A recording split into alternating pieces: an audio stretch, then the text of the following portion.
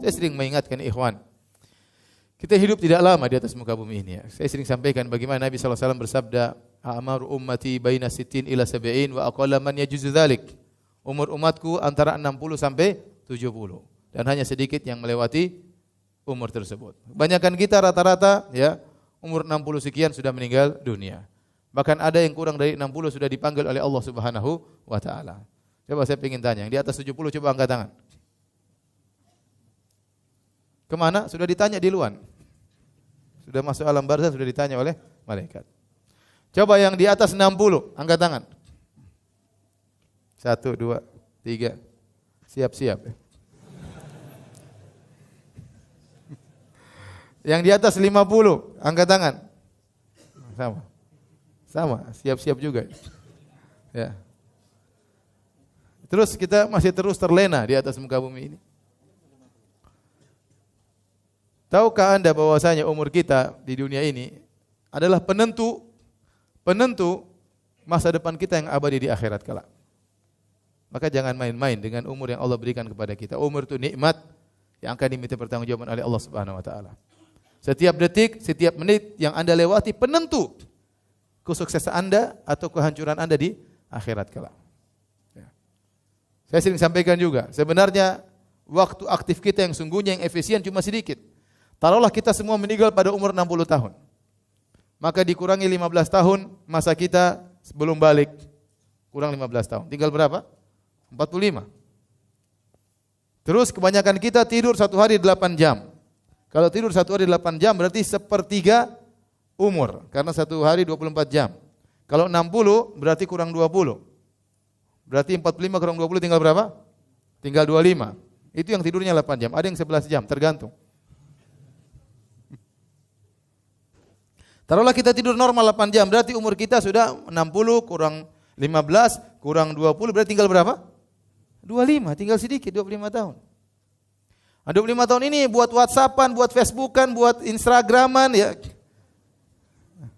Buat ibu-ibu lihat tas-tas, lihat macam-macam, lihat buka Instagram, lihat tas-tas berbagai macam model padahal duitnya enggak ada ya.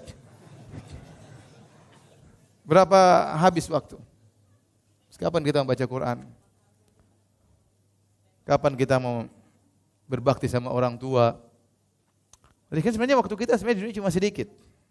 Maka berhati-hatilah, jangan terpedaya. Saya tidak melarang kita menikmati dengan dunia. Dunia tidak ada yang mengharamkan selama kita gunakan sesekali. Tapi kalau terus-terusan kita lalai, kita terpedaya ya.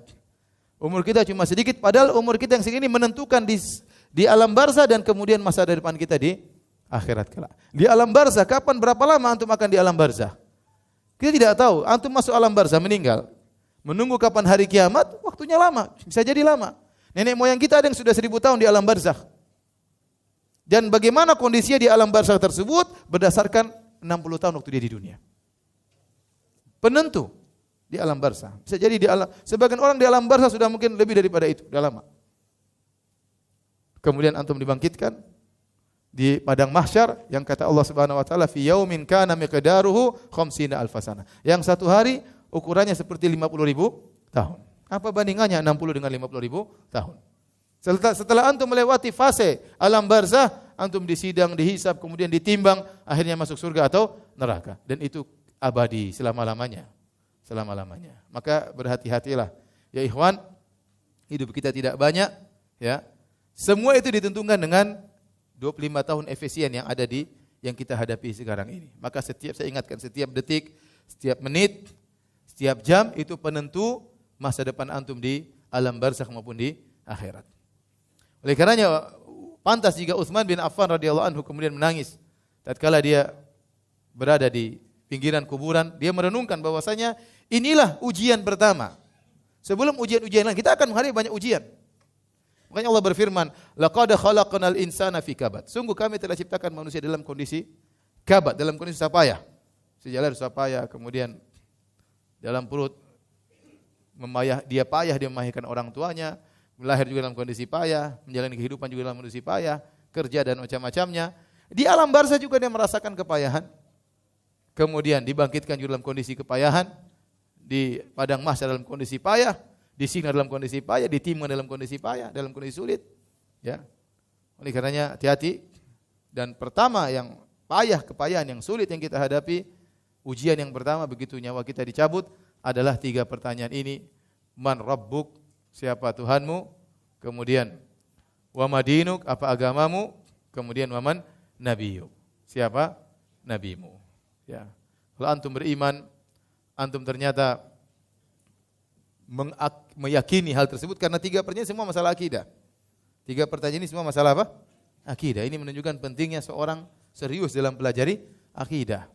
Setelah dia yakini, setelah dia ilmui, kemudian dia yakini, dan itu akan mempengaruhi dia dalam kehidupannya sehari-hari. Dalam perkataannya, dalam tindak tanduknya, dalam pendengarannya, dalam penglihatannya, ya. Semua itu dipengaruhi oleh akidah yang benar, yang dia ilmui, dan dia yakini, sehingga akhirnya terpancarkan dalam amalan kesehariannya, dalam perkataannya, dalam pendengarannya, dan dalam penglihatannya.